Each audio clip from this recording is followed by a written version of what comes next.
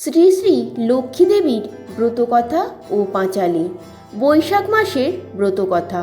রতা কাঠুরের উপাখ্যান। একদিন আহারান্তে গোলকের প্রতি পালঙ্কে চাপিয়া বসে বামে লক্ষ্মী সতী।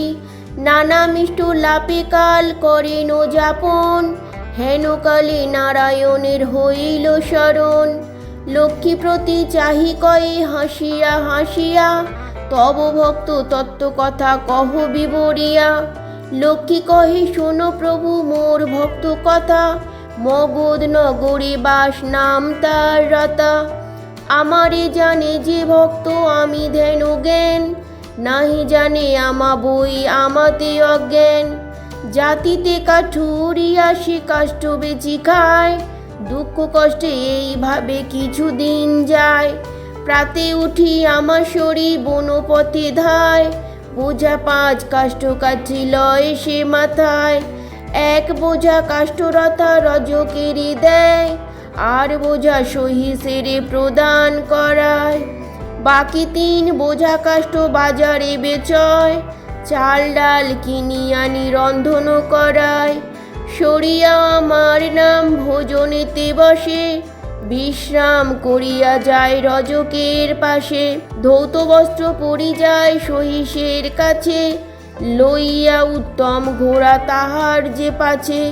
ঘোড়া পরে চড়িয়া নদীর কূলে যায়, নৌকা বসি রাজপুত্র রতারে দেখায়। তারে হেরি রাজপুত্র ভাবে মনে মনে, রাজা বুঝি আসিয়াছে আমার এখানে। এত ভাবি রাজপুত্র দেওয়ানে যে কয়, জিজ্ঞাসি উহারে এসো কার রাজ্য হয়।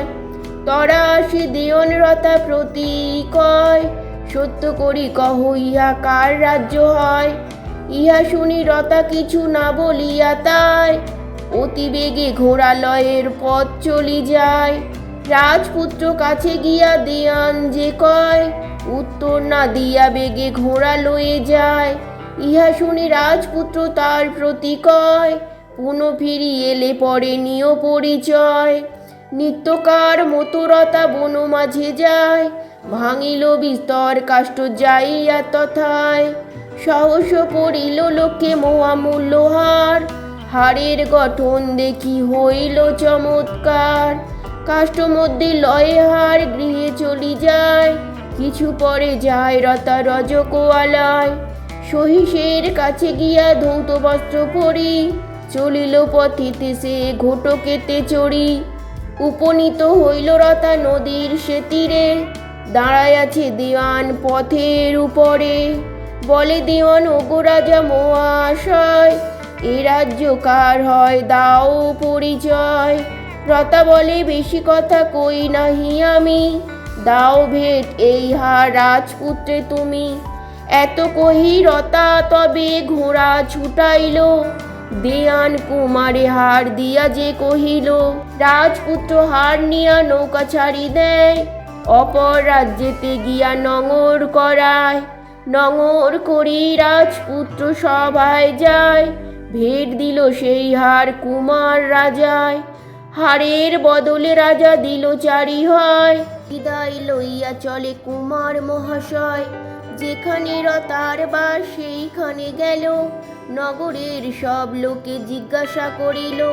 গৃহেতে বসিয়া রতা জানিল তথায়, রাজপুত্রের লোক খোঁজ করিতেছে আমায়। তথা হতে ভয়ে রতা করে পলায়ন, গহন বনেতে গিয়া দিল দর্শন।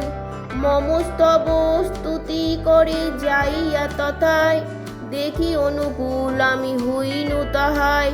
নির্মাইনু মায়া করি এক সরোবর, রাজহংস কেলি করে জলের উপর।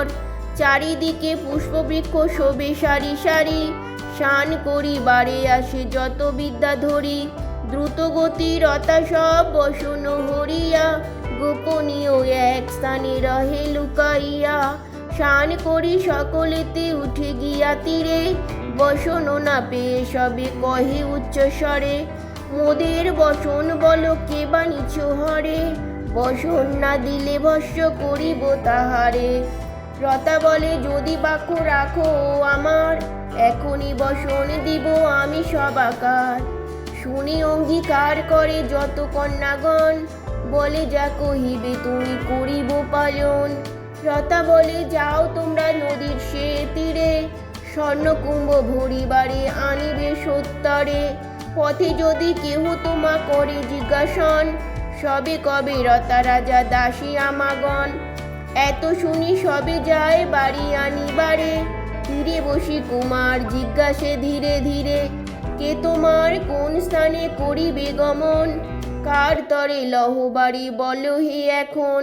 বিদ্যাধরী সবে বলে রতা রাজা দাসী, তারি তরে বাড়ি মোরা লইবারে আসি। এত বলি সকলেতে রতা কাছে গেল, বাড়ি দিয়া সকলেতে অদৃশ্য হইল।